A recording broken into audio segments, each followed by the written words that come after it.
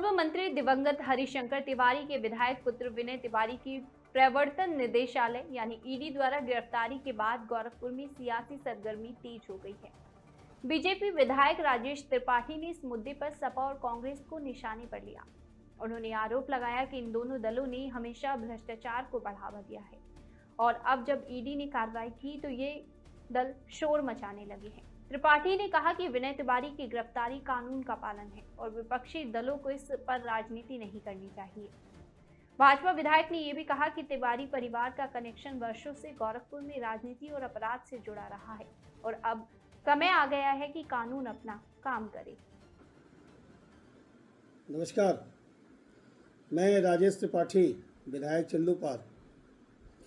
इस समय बड़ा हो हल्ला मचा हुआ है कि समाजवादी पार्टी के राष्ट्रीय सचिव और चिल्लूपाल से कभी 2017 से 22 तक विधायक रहे श्री विनय शंकर तिवारी को ईडी पूछताछ के लिए ले गई है और उनको जेल में डाला गया है।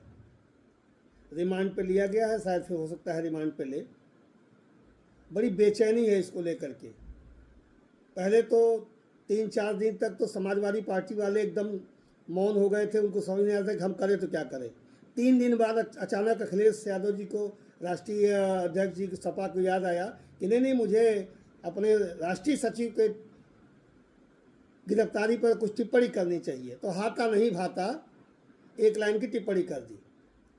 अब मैंने देखा कि कल कांग्रेस पार्टी के अजय राय जी प्रदेश अध्यक्ष को प्यार जग गया है। न तो कल तिवारी जी की, श्री हरिशंकर तिवारी जी की, न तो कल पुण्यतिथि थी, न तो कल उनका जन्मदिन था, न वो उनके मृत्यु पे कभी पुछार करने भी गए, न उनके गांव गए, न चिता स्थल पे गए। अचानक से मोहब्बत जाग गई अजय राय जी की और पहुंच गए हाथे में और तिवारी जी को माल्यार्पण कराए। जेल गए हैं विनय शंकर तिवारी, ईडी पूछताछ करे विनय शंकर तिवारी जी से और माला पहनाया जा रहा है हरिशंकर तिवारी जी के 2 साल पहले जिनकी शरीर दिवंगत हो गई है, उनके चित्र पर माला पहनाया जा रहा है। राजनीति ये लोग कर रहे हैं, राजनीति की नौटंकी ये लोग कर रहे हैं। आपदा में अवसर खोज रहे हैं कि विनय शंकर तिवारी जेल चले गए, चलो बासी में घेराव करते हैं, चलो तिवारी जी को माल्यार्पण करते हैं। और दूसरे जो कहते हैं कि राजनीति कर रही है, ईडी का काम जो है वो राजनीति करना है। ईडी, आप फ्रॉड करोगे, जेल नहीं जाओगे। आप एक ही जमीन को 7 बैंकों से बार बार कूटरचित तरीके से फ्रॉड करके 420 करके और आप जो है उसको करोड़ों रुपए का लोन ले लेंगे, ओवरड्राफ्ट करेंगे, 1200 करोड़ उसको करा देंगे ब्याज के साथ और ले करके देंगे नहीं। और उस पैसे को आप लेंगे आप किसी और काम के लिए लेंगे, हमको सड़क बनानी है, हमको बिल्डिंग बनानी है, और भेज देंगे उसको जो है वो मनी लॉन्ड्रिंग करके भेज देंगे दुबई, भेज देंगे नेपाल, भेज देंगे विदेश हवाला के जरिए। और जब इसकी जांच होगी तो आप कहेंगे कि मैं ब्राह्मण हूँ, मैं ब्राह्मण हूँ, मैं ब्राह्मण हूँ। इसे ब्राह्मण और क्षत्रिय और वैश्य और शूद्र कहाँ से आ गया? अपराध, पहले कहते हैं अपराधी कोई जात नहीं होती, आतंकवादी कोई जात नहीं होती, माफिया कोई जात नहीं होती, और जब उस पर एक्शन लिया जाता है तो ब्राह्मण ब्राह्मण ब्राह्मण, छत्री छत्री छत्री, वैश्य वैश्य वैश्य, शूद्र शूद्र शूद्र चिल्लाएंगे। ये जो शुरू से ये तमाशा इन लोगों का रहा, पूरे खानदान का, पूरे हाथा परिवार का। मैं तो उसे अपराध की यूनिवर्सिटी कहता हूँ। ये अपराध की यूनिवर्सिटी जो गोरखपुर का हाथा परिवार, इनको केवल शुरू से ब्राह्मण, अच्छा खूब नौटंकी इन लोगों ने ब्राह्मण ठाकुर का किया, लेकिन इनको राज बहादुर सिंह ठाकुर चाहिए लेकिन करेंगे ब्राह्मण ठाकुर। इनको गंगा सिंह इनके साथ ठाकुर चाहिए लेकिन करेंगे ब्राह्मण ठाकुर। इनको रुदल सिंह इनके साथ ठाकुर चाहिए लेकिन करेंगे ब्राह्मण ठाकुर। इनको बलराम चंद इनको ठाकुर चाहिए इनके साथ में, मगर करेंगे ब्राह्मण ठाकुर। इनको हरिश्चंद्र चाहिए ठाकुर लेकिन करेंगे ब्राह्मण ठाकुर। आप पब्लिक को बेवकूफ़ समझ रखे हैं क्या?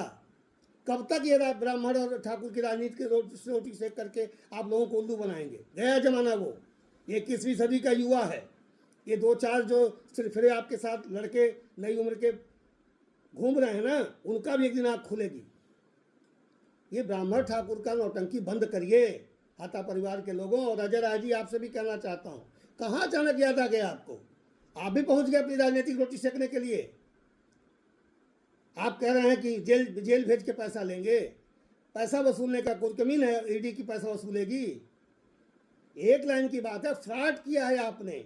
एक ही प्रॉपर्टी को पहले एक बैंक में बंधक रख करके उसकी मालियत आपने कई गुना फ्रॉड करके बढ़वा करके एक बैंक से पैसा लिया, फिर उसी को आपने खतौनी में से वो अपना बंधक वाला मिटवा करके दूसरे बैंक से पैसा लिया, फिर उसी प्रॉपर्टी को तीसरे बैंक से पैसा लिया, फिर चौथे से पैसा लिया, फिर पांचवें से लिया, फिर छठवें से लिया। 7 बैंकों से आपने एक प्रॉपर्टी का पैसा लिया। प्रॉपर्टी 100 करोड़ की ले लिया आपने 800 करोड़। बैंक वाला पैसा वसूले, कैसे वसूले? बैंक वाले पॉकेट से दें या जैसे भी करें। और आतंक इतना रहा है, माफिया का बोलबाला रहा है, तो आतंक रहा है तो किसकी हिम्मत है? जो चाह करा लिया आपने। आतंकवादियों पर नकेल कसा जाता है तो आपको अच्छा लगता है, अन्य माफियाओं पर नकेल कसा जाता है तो अच्छा लगता है। और अब यहाँ बात आती है तो पहुँच गए आपकी। मैं तो ये तमाशा बंद करिए आप लोग।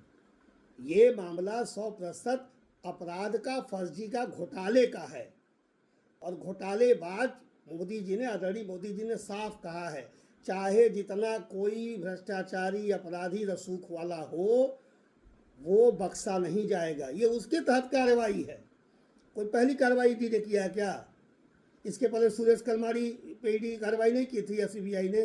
इसके पहले चिदम्बरम जी पे कार्रवाई नहीं की थी? इसके पहले झारखंड के मुख्यमंत्री मधु कोड़ा पे कार्रवाई नहीं की थी? इसके पहले केजरीवाल जी मुख्यमंत्री रहे, उनके पे कार्रवाई नहीं की थी? इसके पहले उप मुख्यमंत्री रहे सिसोदिया पे कार्रवाई नहीं हुई थी? कोई पहली बार हो रहा है क्या? तमाम बार ये कांग्रेस के समय में भी जो लोग फ्रॉड करते थे, कुछ लोगों को बचाया गया, कुछ लोगों को नहीं बचाया गया। लेकिन ये एक स्वतंत्र एजेंसी है। हाँ, बिल्कुल सही है, हमने दिया था, हमारे पास जानकारी थी कि एक बड़ा घोटाला हुआ है, फ्रॉड हुआ है। उसमें योगी जी कहाँ से आ गए? जिस समय पहली बार महाराजगंज में हाथा परिवार के जमीन की कुर्की का अखबार में छपा था, तब तो योगी जी की सरकार नहीं थी। मारे डर के कोई बैंक वाले के कोई कुर्की, वो क्या नाम है, नीलामी के लिए गया हुआ था, बैंक वाले, अखबार में छपा था हरिशंकर तिवारी जी की संपत्ति होगी कुर्क, होगा नीलाम। मारे डर के कोई वहाँ महाराजगंज में गया नहीं। तो ये तो पहले